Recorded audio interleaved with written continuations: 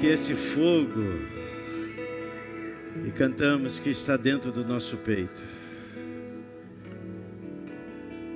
A tua palavra diz que estando eles reunidos, como nós estamos reunidos nessa noite,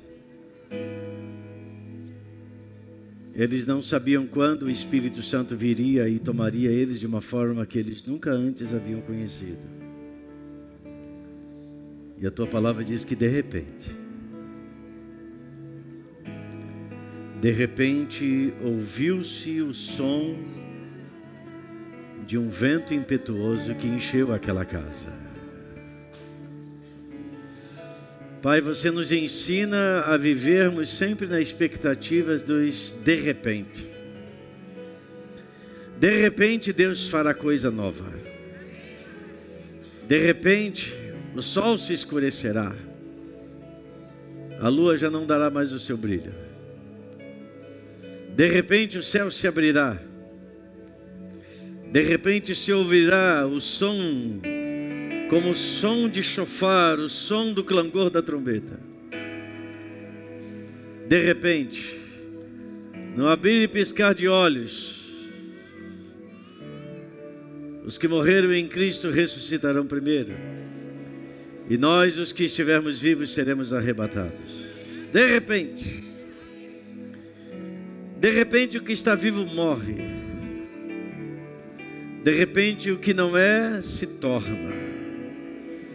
Pai, nós queremos te agradecer, porque estamos guardados pela proteção que há no sangue de Jesus, que nos capacita a vivermos cada momento da nossa história, para que, Senhor, o fogo que está aceso, ele seja um fogo, Senhor, que extravase da nossa vida, que venha, Senhor, para os poros do nosso corpo, e que afete, Senhor, não apenas o nosso interior, mas todos aqueles que estão ao nosso redor.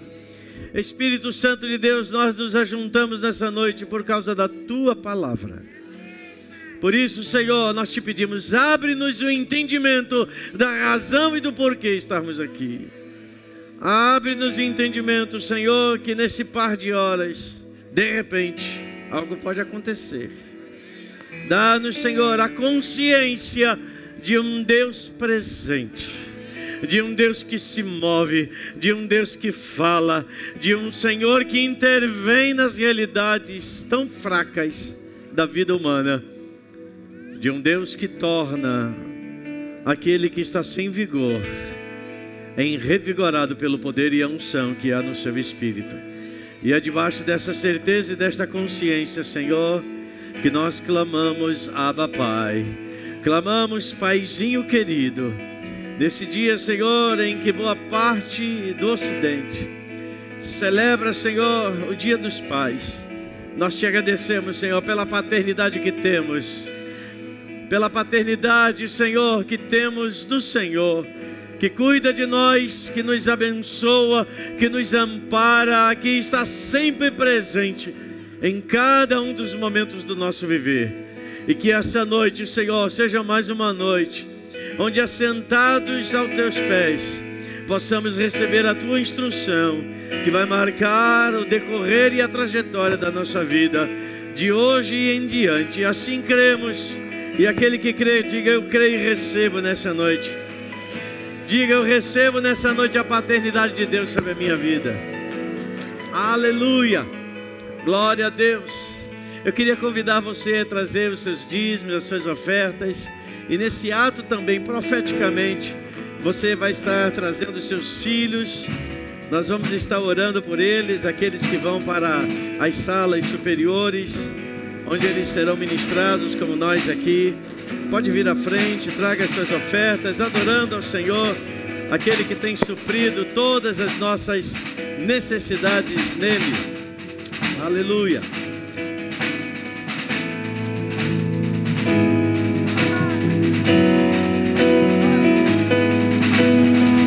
Vamos provar o quão real é tua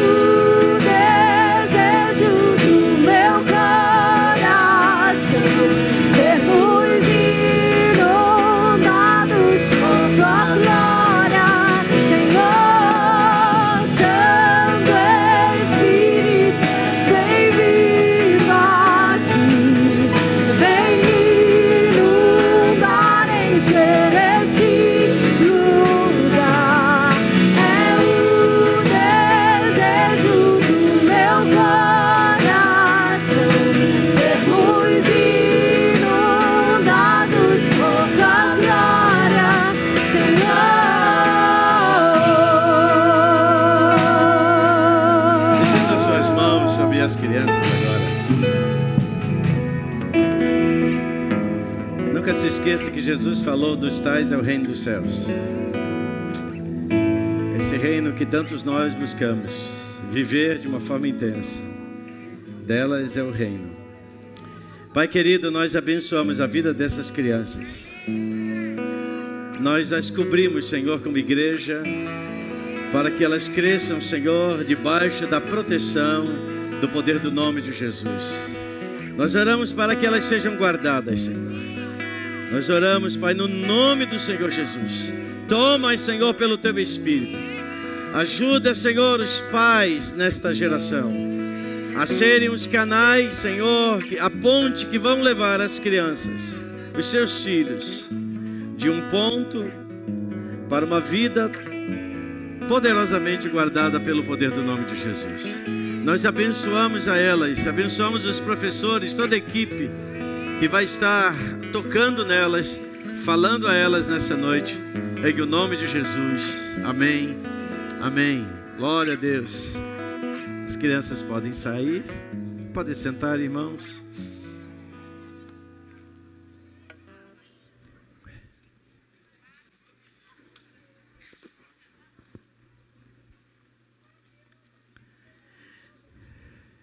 Quero fazer alguns comunicados.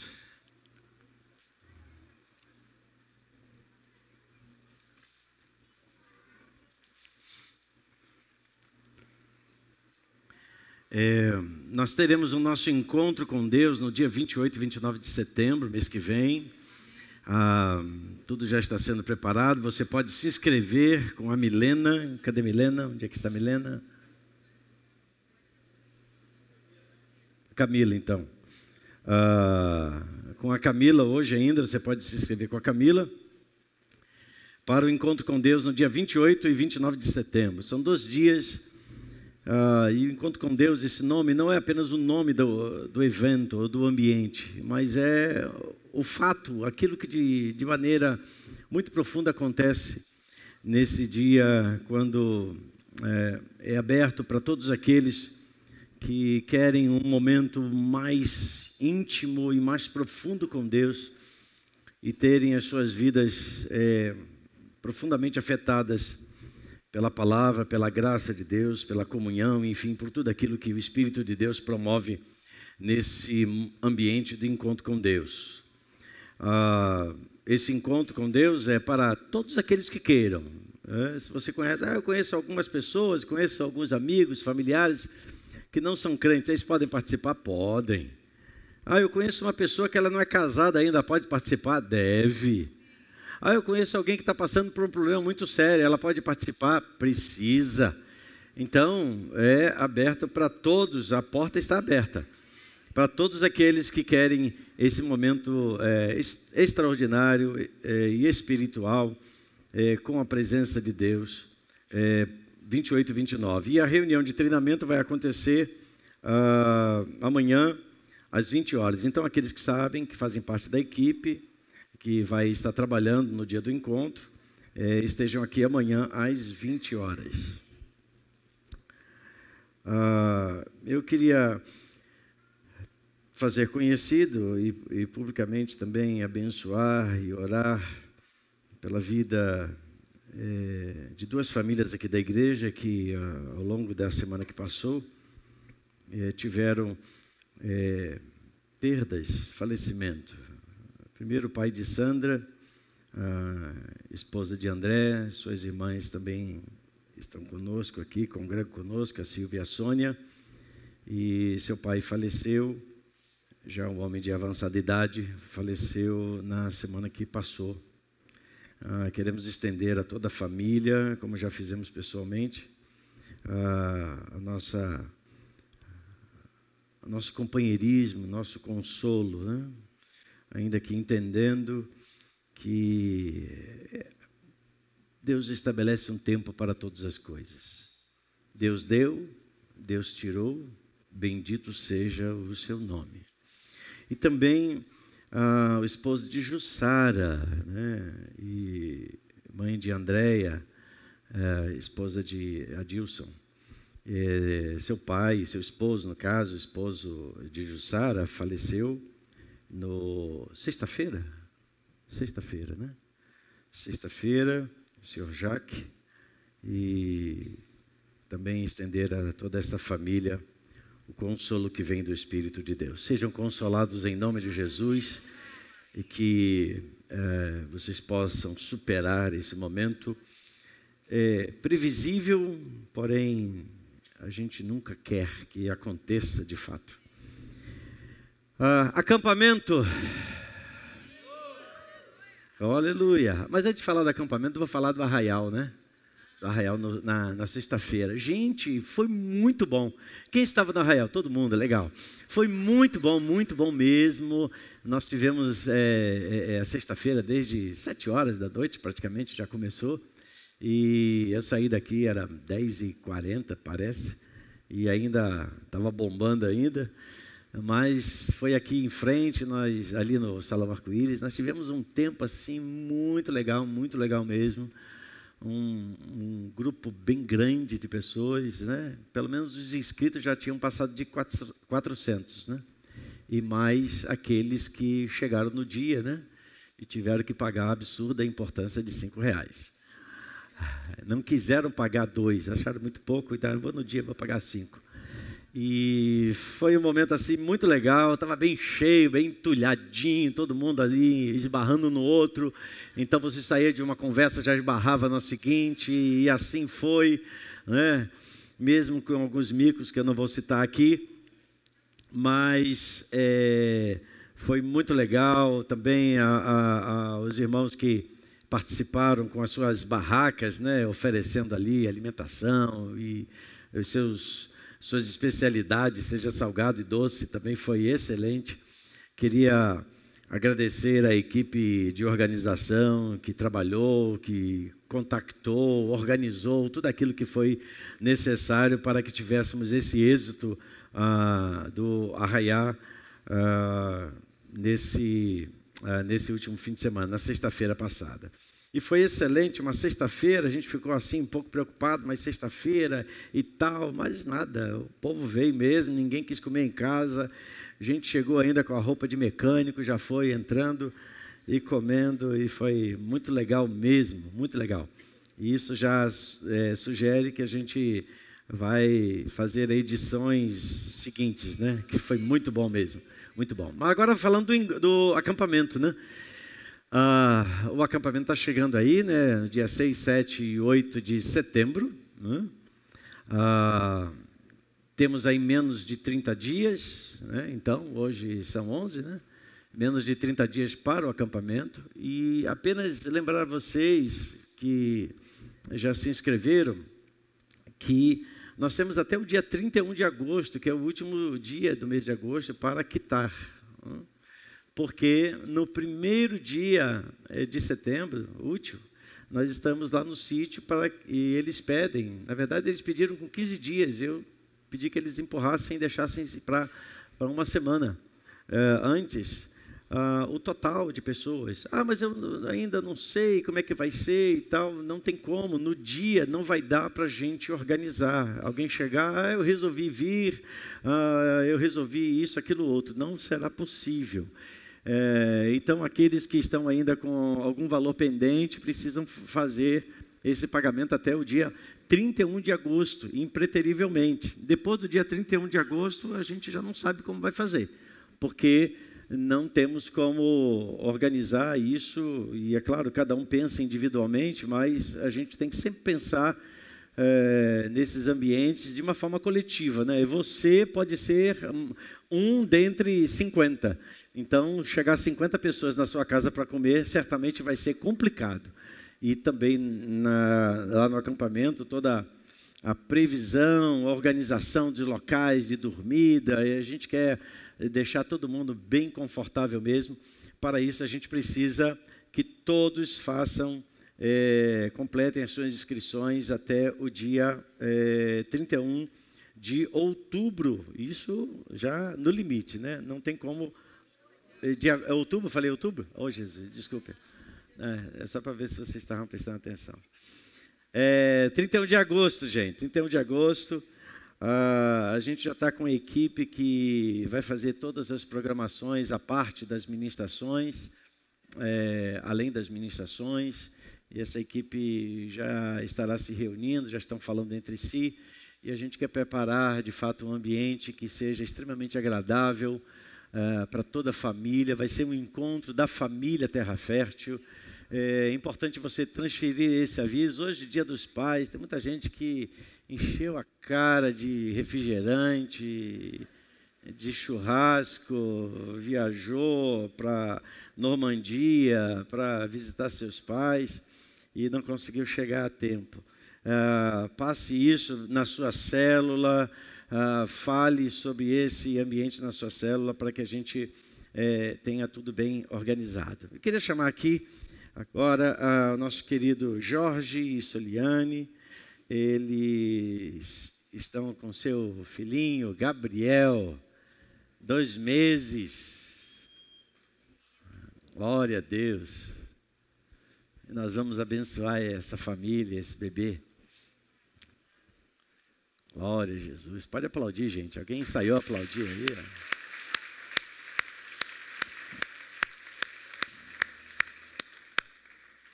Quem te via aqui no teatro nunca poderia imaginar que um dia você chegaria nesse momento, hein? Verdade. Isso é vida real, né? Muito legal. Falar em vida real e falar em teatro. Ontem eu fui num local aqui no Rio de Janeiro que acho que já existe há uns 10 anos. Quem conhece esqueci o nome. Oh, eu já fui tantas vezes que Cidade das Artes. Quem já ouviu falar? Ali fica ali na Avenida das Américas, né? Aquele monumento ali, né? Construído na época do prefeito César Maia. Gente, que arquitetura extraordinária! Eu nunca vi coisa igual. E a gente foi assistir uma encenação lá, uma peça musical, né? Peter Pan, né? Lembrando dos tempos de criança, Peter Pan, Sininho, você lembra disso. Mas vamos voltar aqui, né, para o nosso canal. Oi, Gabriel, tu estava dormindo na hora que você chegou aí. Eu tenho a força, já está dizendo. Glória a Deus. Posso pegar? Glória a Jesus. Olá, eu sou Gabriel. Vamos orar por essa criança linda, vamos orar por essa família. Isso, fique de pé, estenda as mãos. Faça o melhor que você tem aí nessa noite, abençoando e declarando o favor de Deus sobre a vida desse menino. Pai querido, nós apresentamos a vida de Gabriel diante da Tua presença. Nós declaramos, Senhor, esta criança colocada diante do Teu altar, para que ela seja, Senhor, o instrumento, onde através da vida dela, Senhor, o Teu nome será conhecido em toda a terra. Pai, toma a vida de Gabriel nas Tuas mãos, que ele seja o mensageiro do Senhor na terra, que ele seja um instrumento de Deus para falar das boas novas aos homens de bem, Senhor, aos homens a quem o Senhor tem a paz para liberar. Nós te abençoamos, Gabriel, declaramos a tua vida cheia do Espírito Santo de Deus. Que você seja marcado pelo discipulado, pelo ensino, pela sabedoria de Deus através da vida dos seus pais. Abençoamos a tua vida, Jorge, a tua vida, Soliane. Que vocês como casal possam estar edificando uma casa estável. Que Gabriel, ele possa ser ricamente abençoado na comunhão desta família. Nós declaramos o favor do Pai sobre a tua vida, Gabriel, em nome de Jesus. Amém. Amém. Aleluia. Quer falar alguma coisa, Gabriel? Hein? Nem um punzinho aí? Nada? Nada. Nada. Glória a Jesus. Deus abençoe, mamãe. Deus abençoe. E essa criança foi um milagre, né? É um milagre. Pode sentar. Todos sabem, né? A Soliane, quando estava no período de gravidez, né? Foi uma gravidez bastante de risco, né? E muita gente orou por você. E a gente vê aqui o resultado do favor de Deus, né? Louvado seja Deus pela medicina, pelos médicos também, né? Eles estão ao nosso lado, né? Eles estão a favor da saúde. Então, que Deus abençoe. Amém. Que a sua vida continue a ser um milagre, essa casa também. Parabéns, Jorge. Tchau, tchau.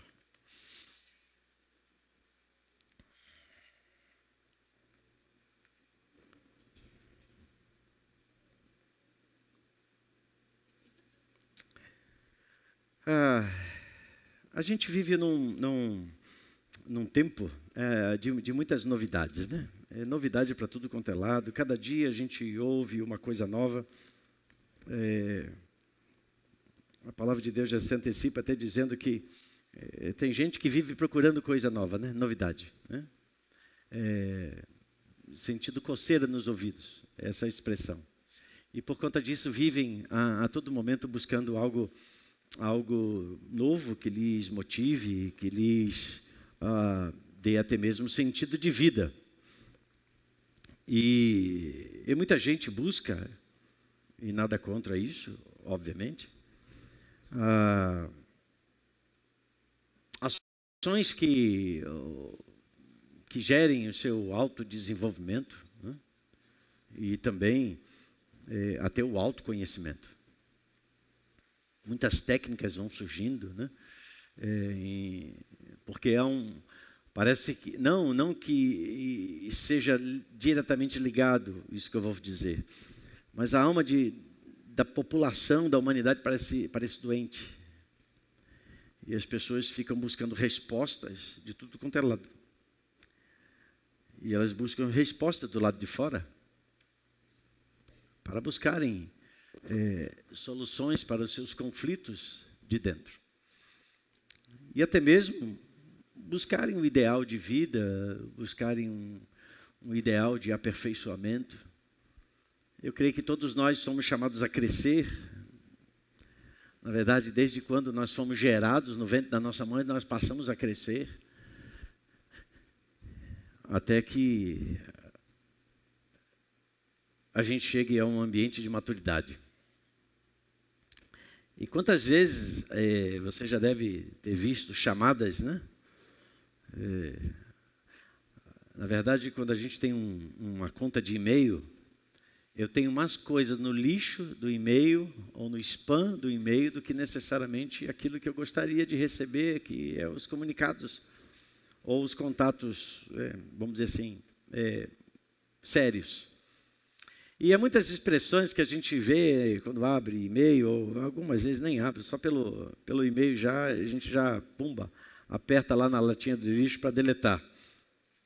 E quantas vezes chamadas chegam, use o seu melhor, use o melhor que é dentro de você. Então aquela chamada já muito assim, previsível, você é insuperável. Enfim, falando sobre características da própria pessoa, no sentido de buscar a autoafirmação ou autodesenvolvimento.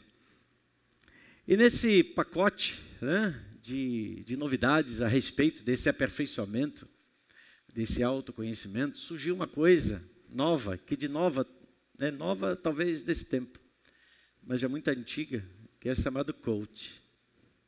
Quem já ouviu falar de coach? É coach para tudo quanto é lado. O pessoal faz um curso de uma semana, já diz que é coach. Parece que hoje todo mundo quer ser coach de alguma coisa. Nada contra isso, nada contra aperfeiçoamento, nada contra desenvolvimento. Mas parece que, como foi descoberta a aspirina, parece que foi descoberto isso também. Tem uma criança que fugiu lá da sala, está passeando por aqui. Pega ela aí, ó. Hein? Pega aí, resgata ela aí. E eu estava lendo um pouquinho sobre isso, né? Porque é tanta gente que fala de coach. Já tem gente até nas igrejas dizendo, não é discipulado não, agora é coach. Não, vamos fazer um coach. É coach disso, coach daquilo e tal. E quando você vai conhecer um pouquinho mais, né? Essa expressão, ela tem o seu nascimento desde o tempo, isso bem antigo, né? na Idade Média, né? Quando havia as chamadas carruagens, né? Carruagens, né? Então, naqueles filmes épicos e tal, de rei e rainha, havia as carruagens que levavam os nobres, né, por aquelas estradas poeirentas. E havia aquele camarada que ficava lá em cima, que ia lá segurando os cavalos, controlando os cavalos para levar aqueles viajantes do ponto A para o ponto B, ou de um ponto aqui para um ponto acolá. E esses viajantes não eram nada mais, nada menos chamados de coach. Aliás, os que conduziam aquele carro. Trazendo para o português, eram chamados de cocheiros. Então isso surgiu, isso lá da Idade Média. Então estamos falando de 500 anos, 400, 500 anos atrás. E que foi se aperfeiçoando na Universidade de Oxford, lá pelo século XIX. E aí, quando surgiu pela primeira vez, isso então já se firmando a palavra coach, como sendo uma espécie de mentor. Era aquele que auxiliava o aluno a lidar com o conhecimento que estava dentro dele. Então, por exemplo, um aluno de matemática, ele tinha dificuldade de fazer associação entre as fórmulas para chegar à conclusão daquele problema. Então, na universidade, né, em Oxford, surgiu essa pessoa que era uma espécie de facilitador, ou um coach, que levava esse aluno a descobrir o que ele já sabia dentro dele, ou fazer a associação correta das coisas e, com isso, conseguir concluir o desafio que ele tinha em determinadas matérias. Então, a partir daí, esse é um nome que, mais no século então, 21, foi resgatado como esse nome dado para alguém que tinha essa habilidade de extrair o que as pessoas tinham de melhor. Resumidamente é isso. Pessoas acham, às vezes, que um coach é alguém que vai te ensinar a fazer aquilo que você não sabe. Na verdade, o coach não ensina coisa nenhuma, senão ele desperta aquilo que você já tem dentro, a partir de perguntas encaixadas, para que você mesmo possa se descobrir. Então, esse coach, ou esse coaching, né? Essa arte de trazer à flor as habilidades, os talentos e as competências das pessoas, o que a gente chama de pontos fortes, né? Então, você às vezes conversando, qual é o seu ponto forte? A pessoa vai citando pontos fortes, né? E ela tem projetos, mas ela não consegue associar ou potencializar os projetos que ela tem com os seus pontos fortes, né? De personalidade, de habilidade.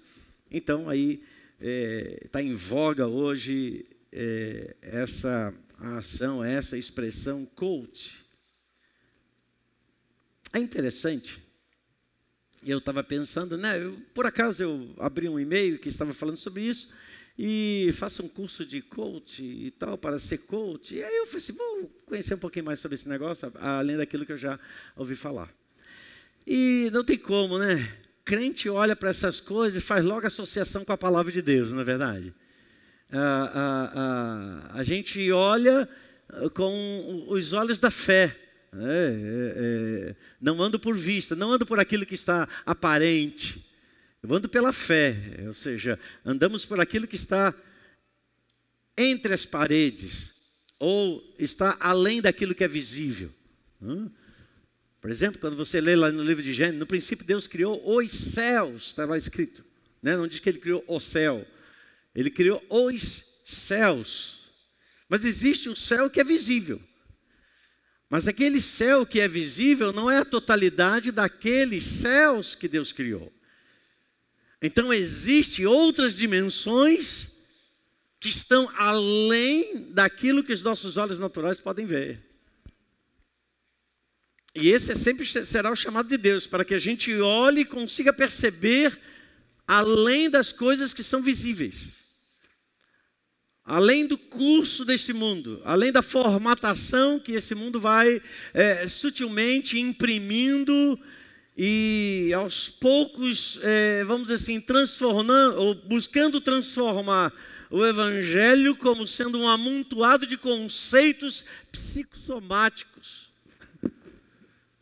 ou conceitos meramente do nível da alma. De fato, o Evangelho trabalha com a nossa alma.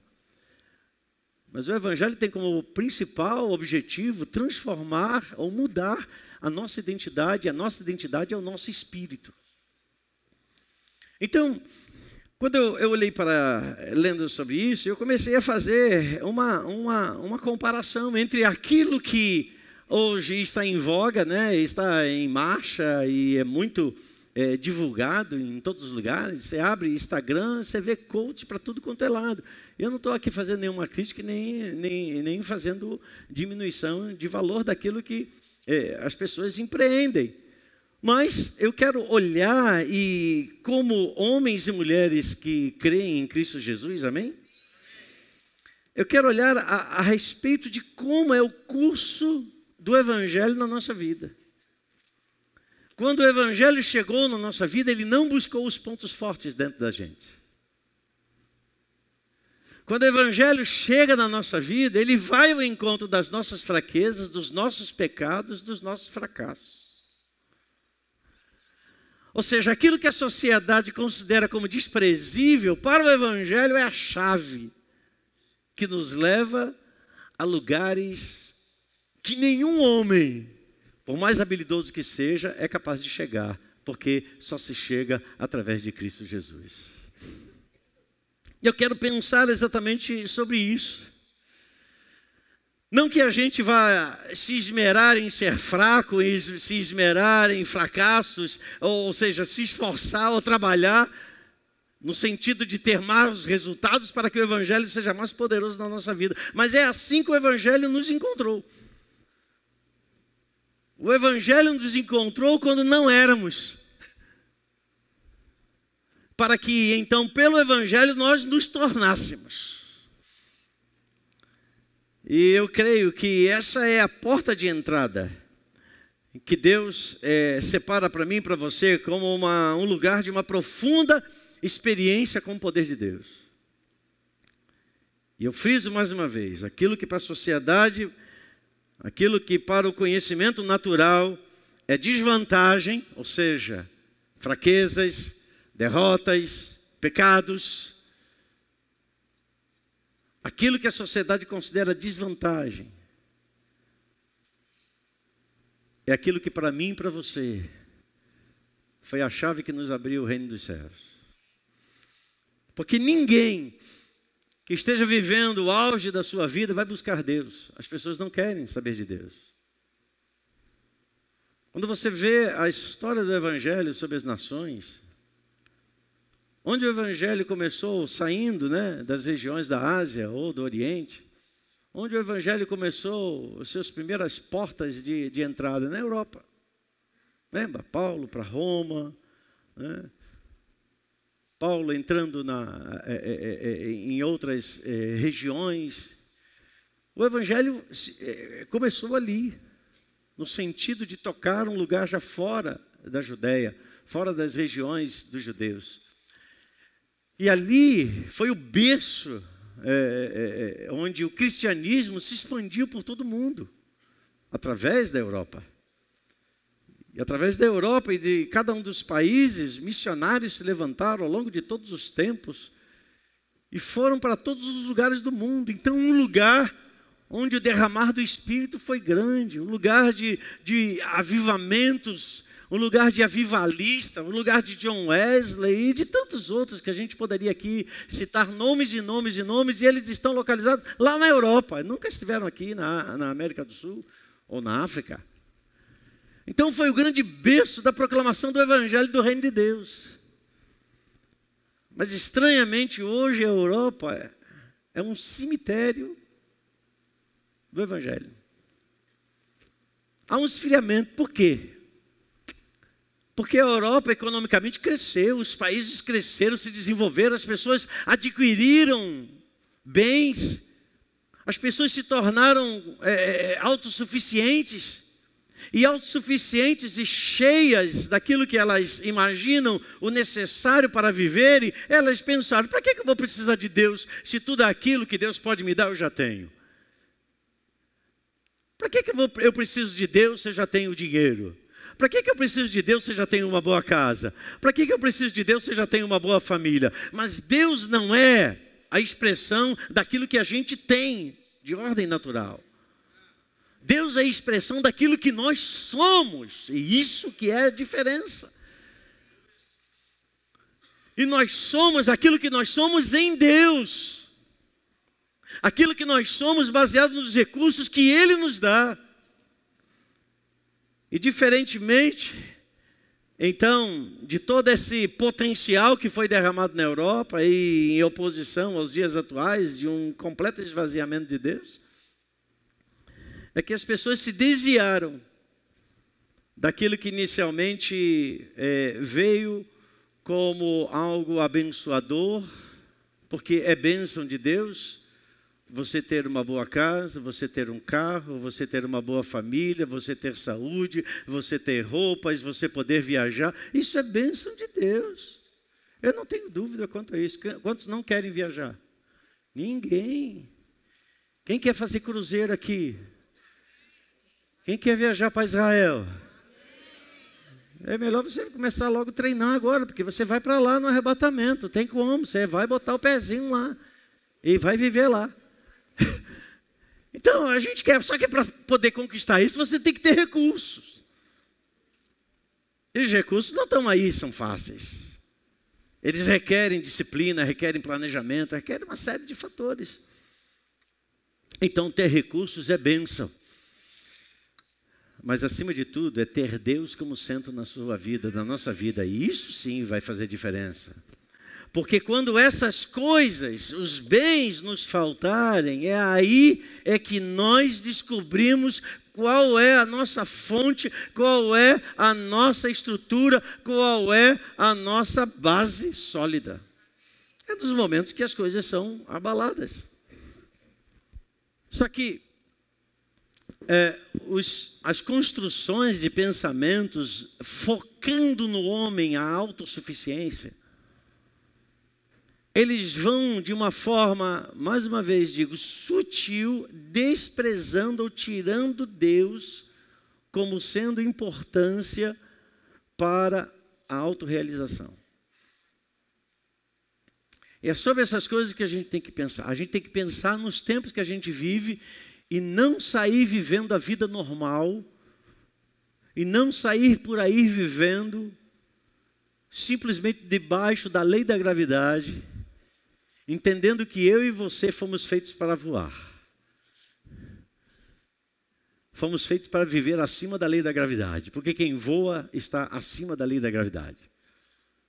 Um pássaro, seja ele qual for, é mais pesado do que o ar. E para ele se sustentar, ele tem uma ação de energia que vence uma outra lei, que é a lei da gravidade.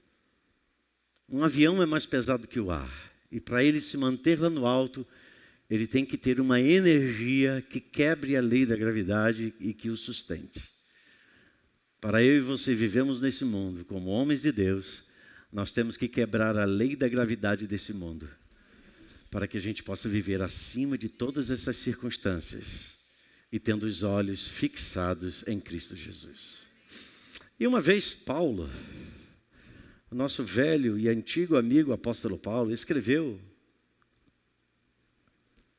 um texto que nos é muito familiar, que eu quero ler numa versão diferente. É o texto de Romanos capítulo 12, versículo 1 e 2, né? Aquele que diz: transformar, é pelas misericórdias de Deus que vocês apresentem o vosso corpo em sacrifício vivo, santo e agradável a Deus, que é o vosso culto racional. E não vos conformeis com este século, mas transformai-vos pela renovação da vossa mente, para que experimenteis qual seja a boa, agradável e perfeita vontade de Deus. E às vezes as pessoas se preocupam em saber, será que eu estou colocando em ordem certinha o texto, a boa, perfeita e agradável vontade de Deus, ou a boa, agradável e perfeita vontade? Ou seja, simplesmente se preocupado às vezes com as letras, do que com o espírito que ela de fato busca nos alertar e nos despertar. E eu creio que é com esse espírito que eu desejo que nós nos aproximemos das Escrituras. Eu quero ler na versão amplificada da Bíblia Mensagem, que diz assim, o texto de Romanos capítulo 12, versículo 1 e 2. Portanto, com a ajuda de Deus, diga com a ajuda de Deus. Diga mais forte, com a ajuda de Deus. Diga, Jesus já disse, sem mim nada podeis fazer. Queridos, eu quero continuar o texto, mas só essa abordagem já faz a gente parar para avaliar aquilo que a gente está fazendo, se é baseado na nossa própria força, se é baseado na nossa própria argumentação, se é baseado na nossa própria capacidade de discernir as coisas apenas pelas informações externas que nós recebemos. Portanto, repito, com a ajuda de Deus, quero que vocês façam o seguinte: entreguem a vida cotidiana, dormir, comer, trabalhar, passear. Entreguem a vida cotidiana a Deus como se fosse uma oferta. Oh, aleluia! Isso é lindo. Reconhece a Deus em cada momento da sua vida. Reconhece que Ele é a causa e é o efeito. Ele reconhece de que Ele é o promotor daquilo que está acontecendo com você. E o texto continua: receber o que Deus fez por vocês é o melhor que vocês podem fazer por Ele. Não se ajustem demais à sua cultura, a ponto de não poderem pensar mais. Achei muito interessante essa expressão. Não se ajustem demais à sua cultura, a cultura do mundo que a gente vive, a cultura dos porquês, a cultura de como as pessoas vivem, a filosofia desse tempo. Não se ajustem demais a isso, a ponto de vocês não poderem pensar mais. Não se ajustar mais, ou não se ajustar tanto, aqui nessa versão, não quer dizer que a gente deve ter um pouquinho do mundo, mas Jesus diz: Pai, eu oro por eles, não peço que tu os tires do mundo, mas que tu os livres do mal. Então, a gente está no mundo, e no mundo a gente tem que comer, a gente tem que beber, a gente tem que vestir. E nem sempre aquilo que a gente come, aquilo que a gente veste, aquilo que, enfim, a gente se envolve, a gente necessariamente conhece todas as informações daquilo que nos é apresentado. Pode ter algumas coisas que nem sabemos, mas elas podem estar sendo consagradas a ídolos. A gente vai em qualquer supermercado, vai ver lá, tem sempre, na maioria deles, tem lá um altar com um santo, uma santa. Mas nem por isso eu vou dizer, não vou entrar nesse lugar ali não, porque tem um altar. Não, eu sou luz. Você é a luz, e a luz ela foi feita exatamente para se manifestar nas trevas. E eu não estou aqui com isso dizendo que pessoas que não confessam a mesma fé que eu confesso estão nas trevas. Eu não posso também afirmar dessa forma tão determinante, não. Tem muita gente que não está sentada agora aos domingos aqui, em outro lugar, mas às vezes está lá num ambiente católico que tem a mesma fé, ou talvez até maior do que a minha e a sua. Que crê em Cristo, que tem a sua fé bem firmada em Deus e tem a salvação. Deus não é evangélico. Deus é Senhor dos céus e da terra. A gente precisa ter a mente aberta para compreender que nós não somos possuidores, nós, individualmente falando, somos possuidores da verdade. A fé que tenha para você próprio. E continua o apóstolo dizendo, na versão amplificada, ele diz: não se ajustem demais à sua cultura a ponto de não poderem pensar mais, ou seja, ao ponto de vocês ficarem tão imergidos e mergulhados nessa cultura, que de repente perdem a cultura do reino de Deus e começam a viver a cultura do mundo. e começa a funcionar como se fosse mais um no meio da multidão. E aí o texto continua: em vez disso, concentrem a sua atenção em Deus. Vocês serão mudados de dentro para fora. Descubram o que Ele quer de vocês e tratem de atendê-lo. Diferentemente da cultura dominante, que sempre os arrasta para baixo, ao nível da imaturidade.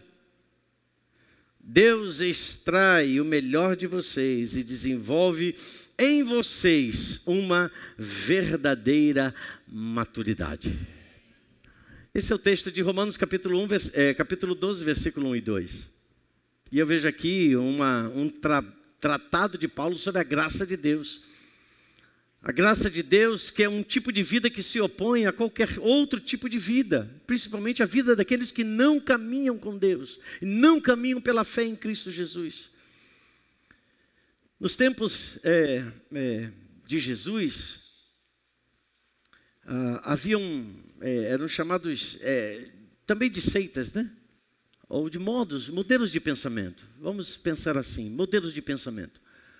E um desses grupos de modelos de pensamentos que existiam na época em que Jesus viveu, uma época onde havia o domínio romano sobre todo Israel, a opressão, a destruição dos valores morais da família, contrários aos processos de Deus na vida das pessoas. Enfim, o Império Romano não foi apenas um império que conquistava, mas também um império que doutrinava os seus conquistados.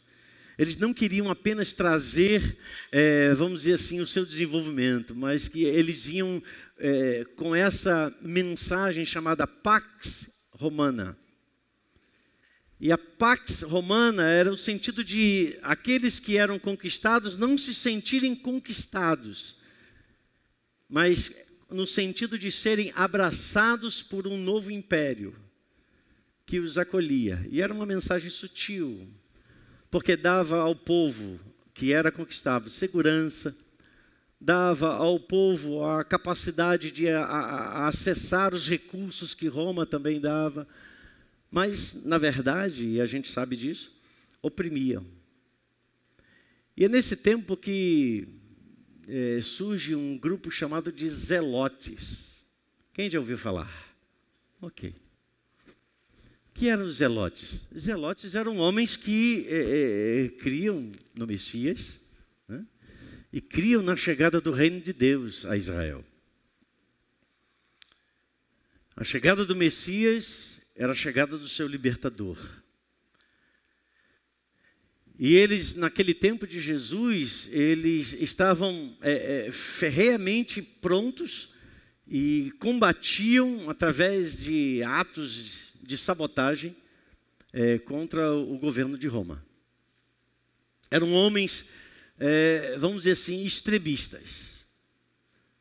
Eram homens que não tinham nenhum temor de fazer conhecido seu entendimento, o seu ensino, de que o Jesus que viria, ou o Messias melhor, que viria, seria o Messias guerreiro, seria o Messias vencedor, seria o Messias que iria estabelecer com seu cetro de ferro a autoridade de Deus sobre todo Israel e, é claro, destruindo a autoridade romana. E eles, por conta de todo esse fervor, eles eram tremendamente determinados.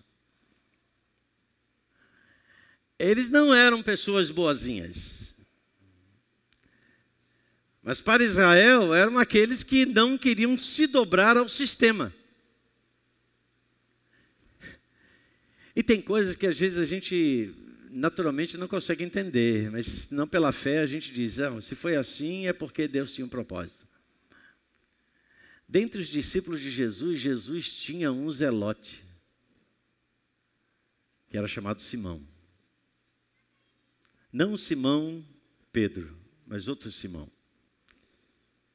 Tanto que quando está lá o texto, né, que fala dos discípulos de Jesus, vai citar o nome de Simão. Simão, o zelote. Eu fico imaginando, na companhia de Jesus, dos discípulos de Jesus, havia um homem que enfrentava politicamente Roma. E não foi Simão, o Zelote, que se uniu aos discípulos de Jesus. Foi Jesus quem o chamou primeiro. Foi Jesus quem o chamou para a sua equipe master, vamos dizer assim, inicial. Seus primeiros 12 discípulos. E eu, tentando entender, claro, não vou conseguir convencer ninguém, porque nem eu mesmo estou convencido de como e porquê. Assim como também nem eu nem você conseguimos entender como e porquê eu e você fomos chamados a fazer parte dessa equipe de discípulos de Jesus também agora nesse tempo. Nós só podemos dizer que Ele nos amou. Então eu entendo que Ele amou a Simão de tal forma que Ele trouxe Simão para junto de si. E esses zelotes, eles tinham essa determinação de não se submeter, não se deixar dobrar ao sistema de Roma, que vinha para engolir toda a tradição judaica, que vinha com o objetivo de anular e aniquilar todas as ideias de a chegada de um Messias, de um rei. Você sabe, desde o nascimento de Jesus, a perseguição que houve, a tentativa de Herodes de matar a Jesus. Por quê? Porque aí estava a figura do rei, a figura messiânica, que apontava para alguém que chegaria para desestabilizar e para destruir o sistema.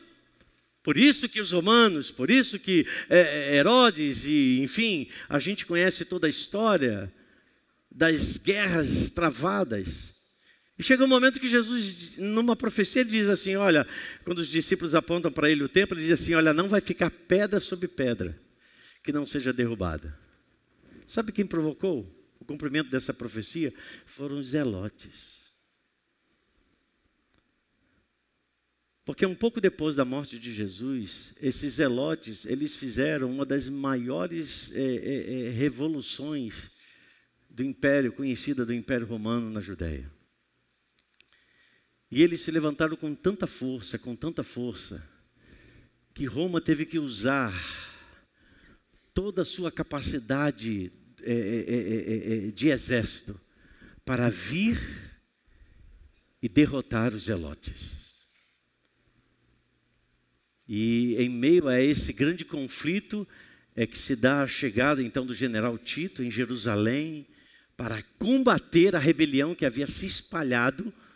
Então aquele grupo era um grupo pequeno, mas havia espalhado uma oposição contra Roma. E por conta disso, os romanos chegam e o templo é derrubado. Os zelotes correm e se escondem e se refugiam no lugar alto chamado Massada, que foi o lugar onde durante um ano eles resistiram ao Império Romano. E eles decidiram entre si, aqueles que sobraram. Eu já estive lá em Massada e você vai ver como os exércitos romanos, eles foram construindo os pontos de ataque. Eles quase que fizeram um outro monte para chegar nesse monte. É um negócio assim extraordinário, como a capacidade bélica de Roma era forte. E eles chegaram a Massada, mas quando chegaram lá, aqueles que haviam sobrevivido já estavam todos mortos, porque eles tinham um pacto de que eles não se renderiam jamais a Roma. Eles foram determinados. Eu quero olhar essa parte. Não quero olhar a questão de violência, nem quero tratar sobre isso. Mas eu quero olhar sobre a questão de serem homens e mulheres determinados a não se dobrarem, a não se envolverem nos costumes dos tempos que eles viviam. Eles não se dobraram ao sistema. Eles não se dobraram à cultura que estava presente nos seus dias.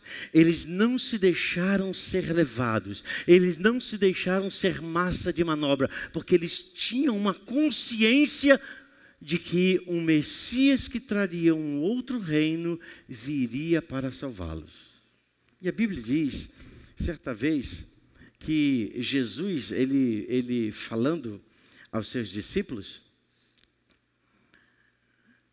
ele diz que muitas pessoas buscariam o caminho mais fácil, o caminho que não exigisse deles ou de cada um de nós, algum ato de resistência. O caminho mais fácil, onde a gente pudesse viver, um exemplo, o Evangelho, sem estar tão comprometido com esse Evangelho. Vivendo uma vida meia cá, meia lá, uma vida de ausência de posicionamento, uma vida onde qualquer situação, qualquer problema, qualquer não agrado já é suficiente da pessoa se afastar, porque ela não vê correspondido às suas expectativas. E Jesus falou isso dizendo assim: entrai pela porta estreita, diga estreita. Jesus estava falando que o Evangelho não é um pacote de facilidades. Entrai pela porta estreita, porque larga é a porta e espaçoso o caminho. Largo e espaçoso significa, para mim e para você hoje, aquilo que nos é fácil.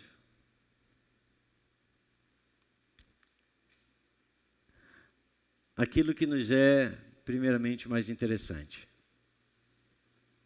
Por que eu quero a amizade de uma pessoa? Pelo valor do relacionamento ou pelo interesse do que ela pode trazer à minha vida?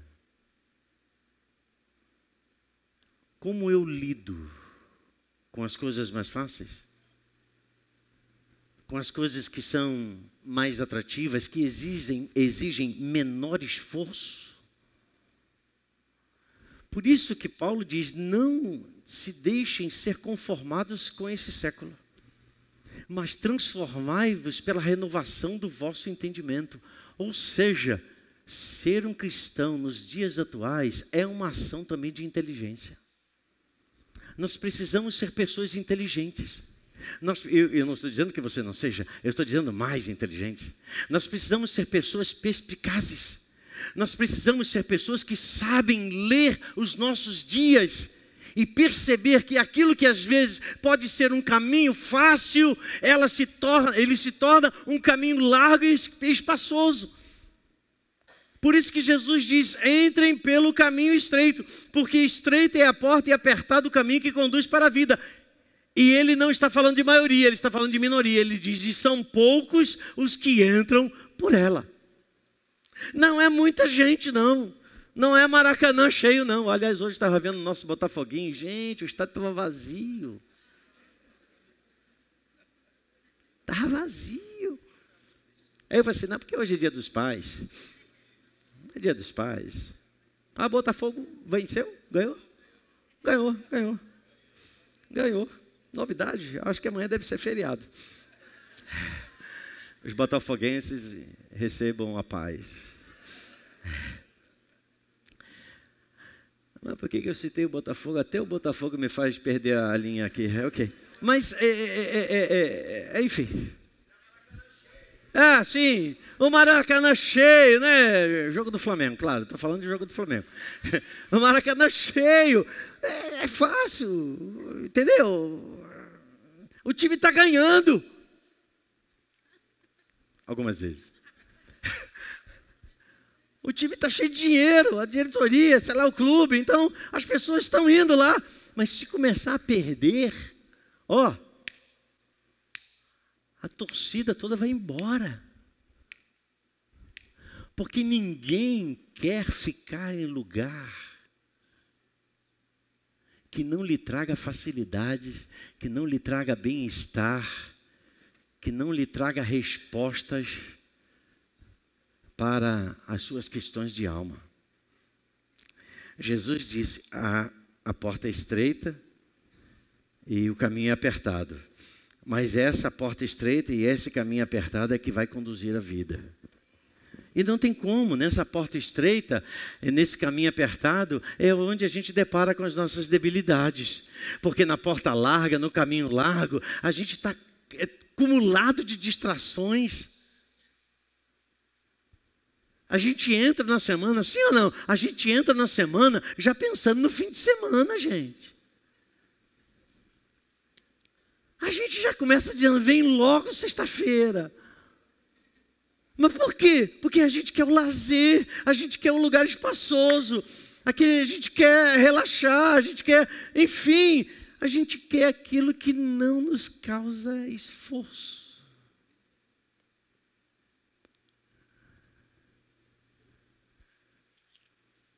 Mas o evangelho do reino, a mensagem do reino é uma contracultura. E a gente precisa estar muito bem conectado e muito bem decidido e definido de que reino nós fazemos parte. Quando Jesus chamou os seus discípulos de luz do mundo e sal da terra, ele estava falando que aqueles homens e nós seríamos diferenciadores na nossa geração. Porque ser luz no mundo, ser sal da terra, em qualquer tempo da história, e hoje não é tão diferente, não é algo para crianças, é algo para filhos maduros, para viver uma vida íntegra, para viver uma vida que de fato Deus esteja em primeiro lugar. A gente precisa se desapegar das coisas que tenazmente nos assediam, para vivermos uma realidade de comunhão com Deus que de fato faça diferença. Eu creio, irmãos, e como o apóstolo Paulo aqui disse, transformai-vos, pense de forma diferente. Pense com a habilidade do Espírito Santo. Pense que eu e você, nós, fomos chamados para fazer diferença nesse tempo. Pense que Deus vai usar as nossas fraquezas, que são as nossas limitações. Ele vai usar as nossas debilidades. Ele vai usar até aquilo que nós imaginamos que somos, mas na verdade não somos.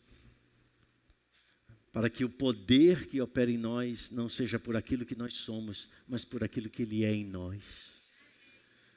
Eu creio que mais do que nunca a gente precisa viver uma dependência de Deus. E os zelotes me ensinam nessa noite a sermos obstinados.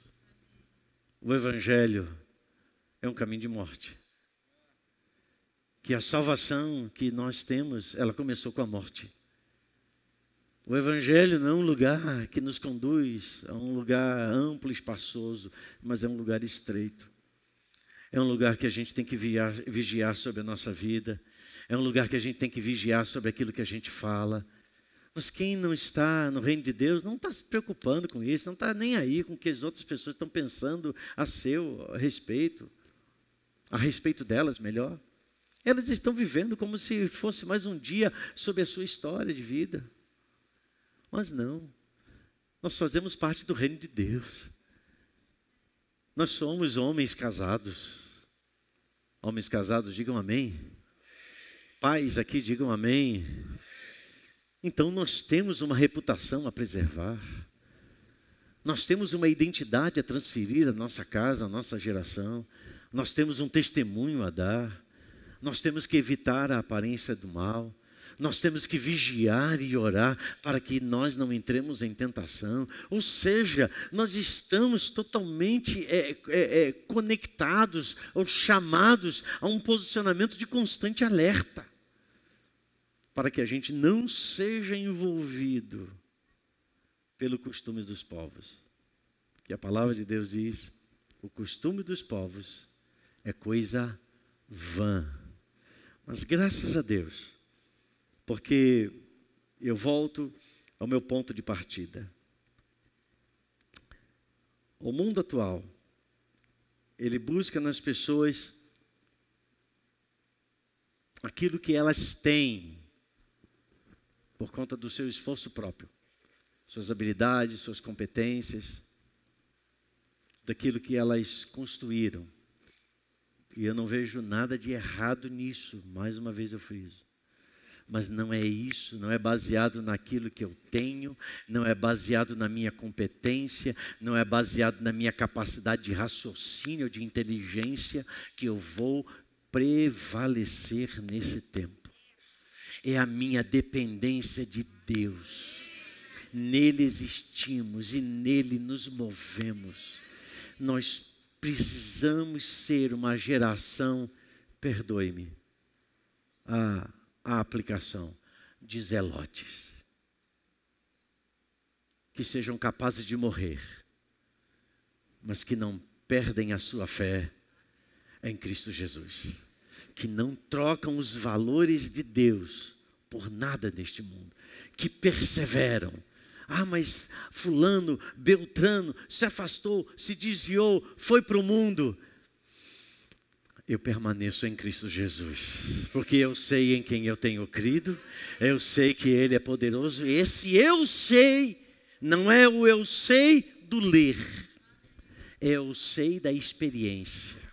É a minha experiência de vida, eu sei em quem eu tenho crido. Ou seja, não tem negociação com a minha vida para colocar um pezinho no mundo para ver como é que é lá. Eu já sei em quem eu tenho crido, e aquele que eu tenho crido é suficiente. Ele me dá tudo, tudo que eu preciso está nele. Eu não tenho, na verdade, necessidade de coisa alguma. E eu só sei que no abrir e piscar de olhos, tudo vai acontecer.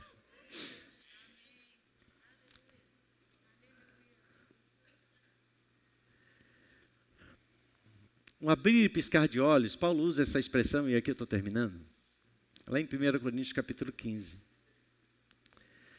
quando ele está falando a respeito da volta de Jesus. É que eu vou dizer aqui, eu aprendi com o Rabino. E para mim, para você, quando a gente lê o texto, né, de 1 Coríntios capítulo 15, abrir e piscar de olhos, é isso que a gente faz toda hora, né? Abrir e piscar dos nossos olhos.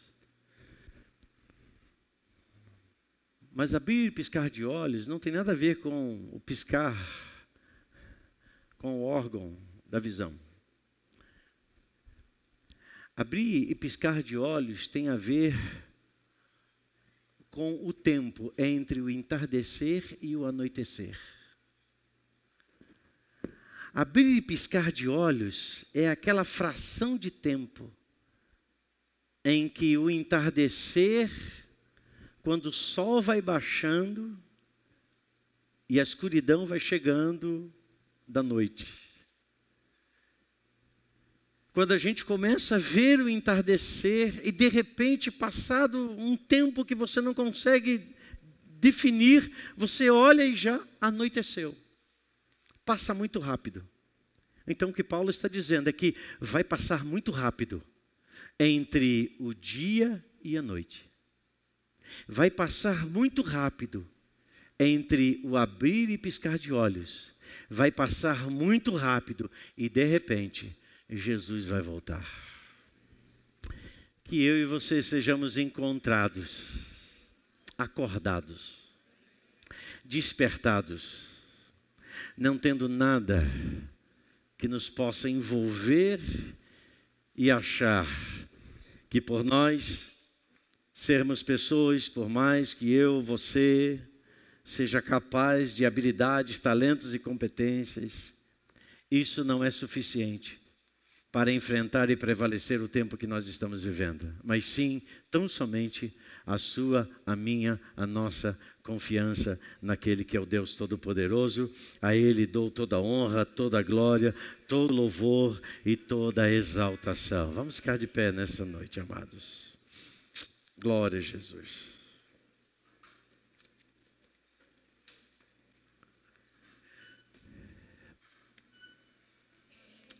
Glória a Jesus.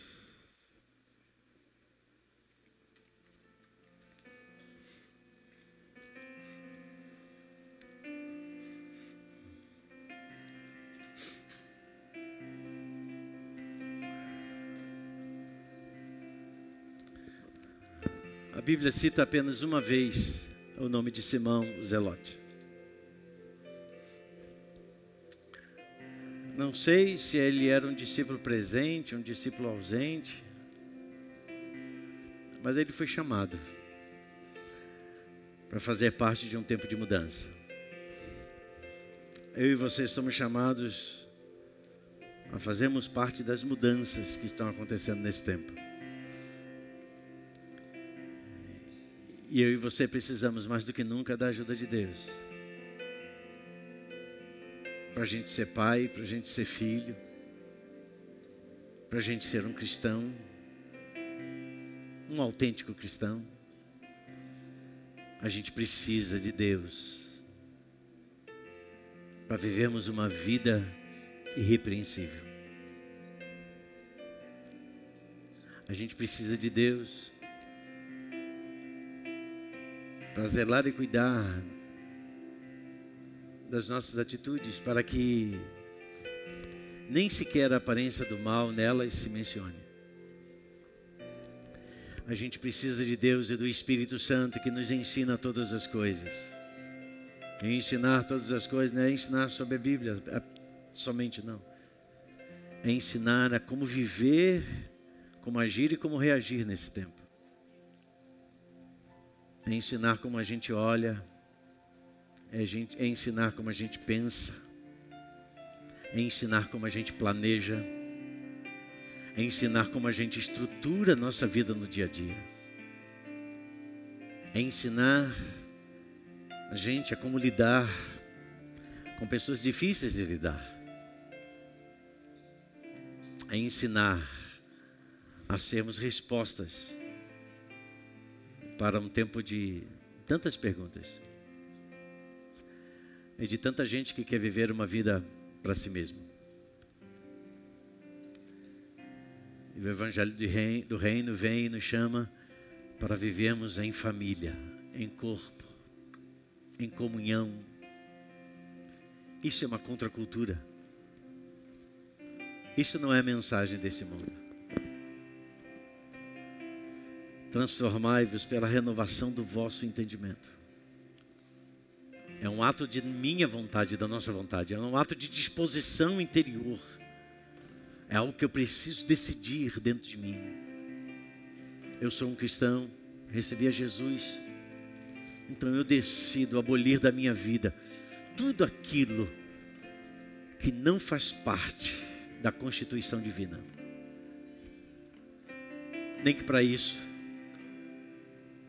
eu tenho que chegar ao extremo, até mesmo morrer.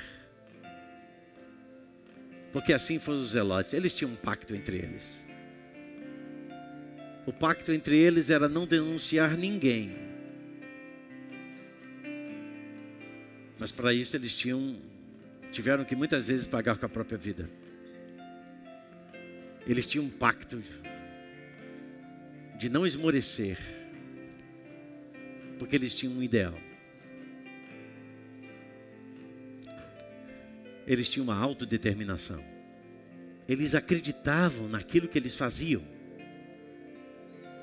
Ainda que quem conhece a história sabe que eles foram eliminados por Roma, completamente.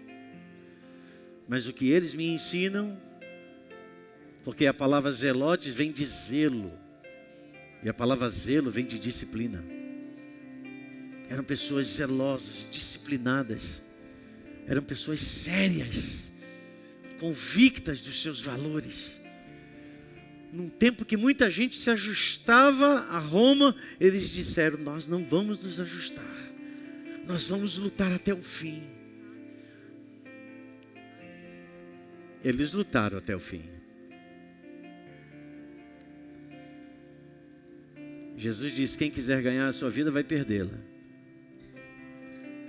Mas quem quiser perder a sua vida por amor ao meu nome, vai recebê-la, vai ganhá-la.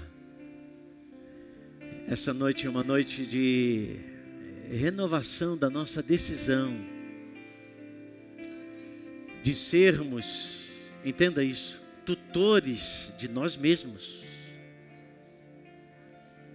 A gente proteger a nossa própria identidade com valores que de fato são eternos, que não mudam. Onde os tempos mudam, as modernidades vêm e vão. Veio a modernidade, depois veio a pós-modernidade. Hoje é um outro tempo que eu nem lembro mais o nome. Porque para cada tempo se dá um nome. Porque as pessoas são diferentes. Só que Deus diz, vai passar os céus e a terra, vai passar as gerações, vai passar a modernidade, vai passar a pós-modernidade, vai passar, enfim, tudo. Mas a minha palavra não vai passar. E se essas palavras estiverem em vós, pedireis o que quiseres e vos será feito. Ame os valores que você crê. Pratique os valores que você proclama. Viva deste mundo como não sendo deste mundo. Assuma a sua relevância no reino de Deus. Saiba que nós estamos no caminho estreito. Mas o caminho estreito é o caminho que nos leva à segurança. E nessa noite eu quero crer e declarar sobre você, sobre esta casa, nesse dia que se chama o Dia dos Pais, o dia dos construtores de pontes, o dia daqueles que levam seus filhos de um ponto ao outro, o dia daqueles que são protetores, o dia daqueles que olham para a sua casa, o dia daqueles que oram e clamam e abençoam a sua família. Que hoje seja um dia de reforma na nossa vida. Que hoje seja um dia onde a gente reformule os nossos pensamentos. E a gente entenda que a gente vive no mundo, vive em meio a conceitos, mas a gente não pode se deixar ser dobrado e nem minado por esses conceitos. Eu queria que você orasse agora ao Espírito Santo e pedisse ao Espírito Santo: Espírito, você é aquele que me conhece, você vive dentro de mim, você sabe quando eu deito, você sabe quando eu me assento, quando me levanto, tudo você conhece, porque você é Deus. E eu te peço, Espírito Santo, ajuda-me a viver nesse tempo como sendo alguém que faz diferença nessa geração. Ajuda-me, Senhor, a não ser um religioso. Ajuda-me, Senhor, a não ser um homem ou uma mulher meramente formatado por regras. Ajuda-me, Senhor, a viver como alguém cheio do Teu Espírito, que saiba o que responder no momento que Deus disser, responda. Que saiba algumas vezes até mesmo calar e não responder e parecer que você não sabe, porque o Espírito Santo de Deus disse: não responda. Foi assim que Jesus viveu na terra.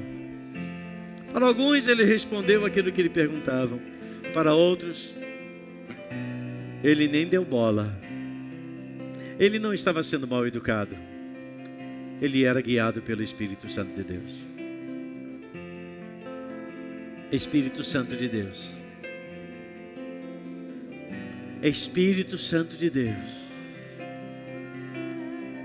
Jesus mostrou para mim e para cada um de nós a importância, a impossibilidade de viver sem a presença do Espírito Santo. No tempo em que Jesus subindo aos céus e depois retornaria. A Tua palavra nos mostra, Senhor, que a gente não pode viver nesse tempo e viver de uma forma saudável sem uma dependência absoluta e completa da instrução da Tua palavra e da luz que pelo Teu Espírito Ele lança sobre a Tua palavra, para que nós possamos conhecer o Teu coração. Senhor, que essa noite o nosso coração, Senhor, seja estruturado, seja alicerçado nos valores eternos do reino de Cristo Jesus, o Senhor. Pai, livra-nos dos sofismas que estão a todo momento nos cercando, Senhor. Livra-nos, Senhor, das coisas que aparentemente são boas, que parecem caminhos bons, mas a Tua palavra diz no final, são caminhos de morte. Nós não precisamos experimentar, Senhor, perdas para vermos, Senhor, que as opções foram erradas. Nós temos o Espírito Santo que se antecipa e que mostra e que regula até mesmo as nossas decisões. Senhor, ajuda-nos, nós te pedimos a sermos verdadeiramente, profundamente homens e mulheres espirituais. Pai, ajuda-nos a termos autocontrole. Ajuda-nos, Senhor, a termos autodomínio. Ajuda-nos, Senhor, a sermos seletivos do que comprar e do que não comprar. Ajuda-nos, Senhor, a não sermos vitimados, a não sermos capturados pelo consumismo de um tempo tão materialista.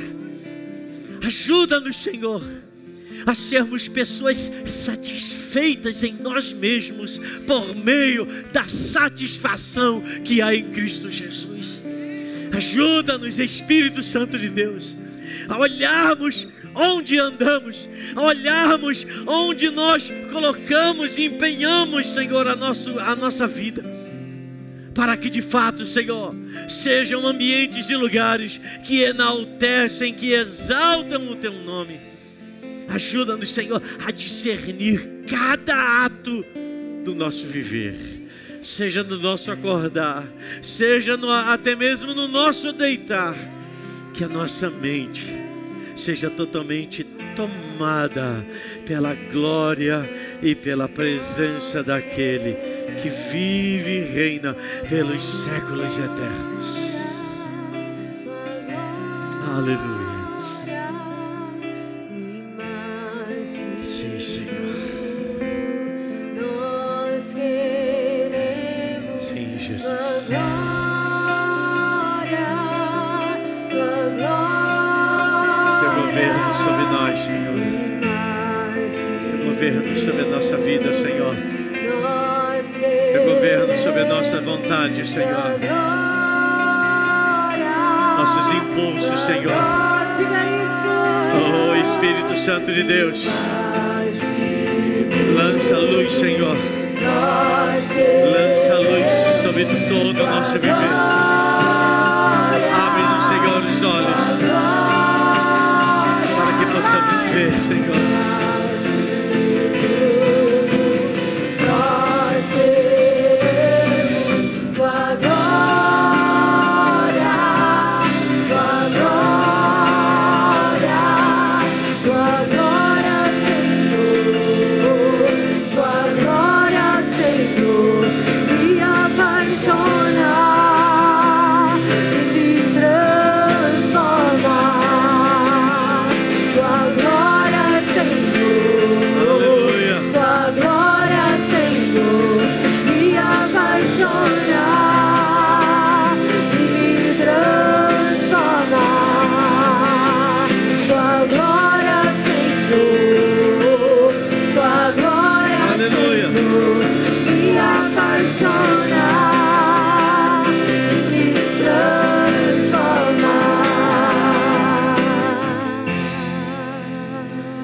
Nessa noite orar pelos pais.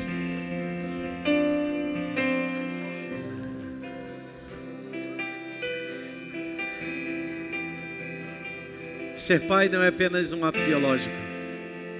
Nunca o plano de Deus foi ser pai no sentido de gerar homens para que eles fossem meramente pais biológicos. Mas Deus, desde o Éden, Ele criou sacerdotes. Eu queria estender as minhas mãos sobre cada homem aqui nessa noite. Aqueles que já são pais e aqueles que nem ainda são. Mas eu creio que nós, originados em Adão e agora originados em Cristo, nós somos chamados para sermos sacerdotes nesta geração. Levante a sua mão direita, homem. Aleluia.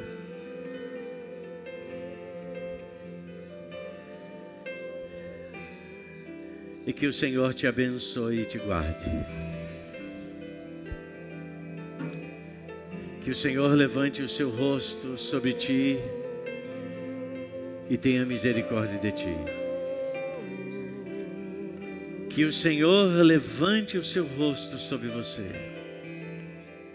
e lhe dê a paz, como homem, como sacerdote, como cidadão, como filho de Deus, nesta geração. Eu quero abençoar a tua vida e proclamar e declarar que o teu sacerdócio seja um sacerdócio cheio do Espírito Santo de Deus. Que a tua vida seja relevante na tua casa. Que a tua vida seja relevante no ambiente onde você transita. E em todo lugar que o teu nome é mencionado, que ali, naquele lugar, as pessoas possam dizer: um homem de honra, um homem que ama o Senhor, um homem que faz bem andar ao lado dele. Seja sobre você a bênção do Senhor. Seja a bênção do Senhor sobre a tua casa.